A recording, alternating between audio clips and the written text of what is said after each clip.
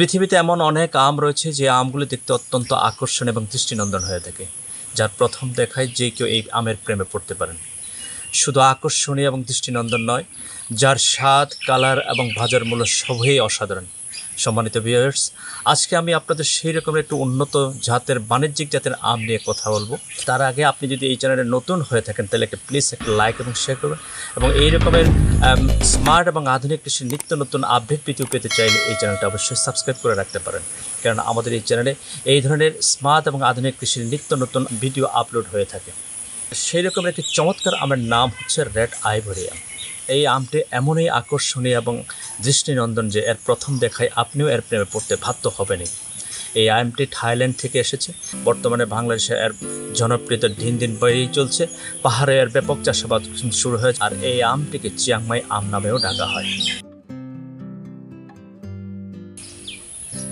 যে কয়টি বিদেশি জাতের আম আমাদের দেশের আবহাওয়ার সাথে চমৎকার মানিয়েছে, তার মধ্যে অন্যতম হচ্ছে এই রেড আইভরি বা চিয়াংমাই জাতের আম।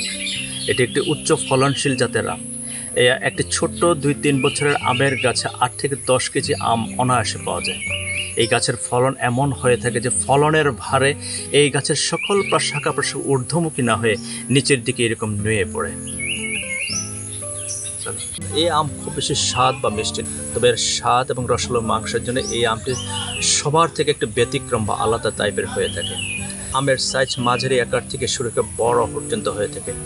একটি আমের ওজন 600-700 গ্রাম থেকে শুরু করে 1 থেকে 1.5 কেজি পর্যন্ত হয়ে থাকে। আপনারা দেখেন যে এই আমের সাইজ মোটামুটি 1 কেজির উপরে এই আমের সাইজ।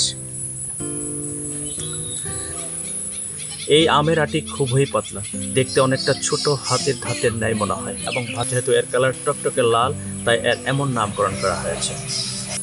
এটি একটি লেট ভ্যারাইটির আম। সাধারণত আমাদের পাহাড়ের জুলাই মাসের পরে আর তেমন একটা আম বাজারে থাকে না, আর ঠিক এই সময় এই আমটি বাজারে আসে। একবার ভাবুন তো দেখি, সাইজে বড়, টকটকে লাল এবং দেখতে অত্যন্ত আকর্ষণীয় আম যখন এই সময় বাজারে আসবে, তখন এর দাম কেমন হতে পারে। নিশ্চয়ই এরকম আম 100 টাকার নিচে কখনো বিক্রি হওয়ার কথা না। কিন্তু কিছু কিছু অসাধু ব্যবসায়ী রয়েছে যারা আরও বেশি দামের আশায় এই আমকে পাকার অনেক আগে থেকে মার্কেটে নিয়ে আসে। ফলে এই আমের অরিজিনাল টেস্ট না পাচ্ছে, এই আমের অরিজিনাল টেস্ট না হচ্ছে মিষ্টি। সুতরাং সময়ের কাজ সময়ে করা উচিত। এখন গাছ লাগানোর ভরপুর মৌসুম। ছাদে, বাগানে, উদ্যানে যে যেখানে পারেন গাছ লাগান। তবে বাগানের শোভাবর্ধনকারী হিসাবে রেড আইভরি বা চিয়াংমাই জাতের এই আমের জাত 2-4টা গাছ আপনি লাগাতে পারেন। এতে অর্থ এবং পুষ্টি ধুয়ে আসবে। এতক্ষণ সাথে থাকবার জন্য ধন্যবাদ।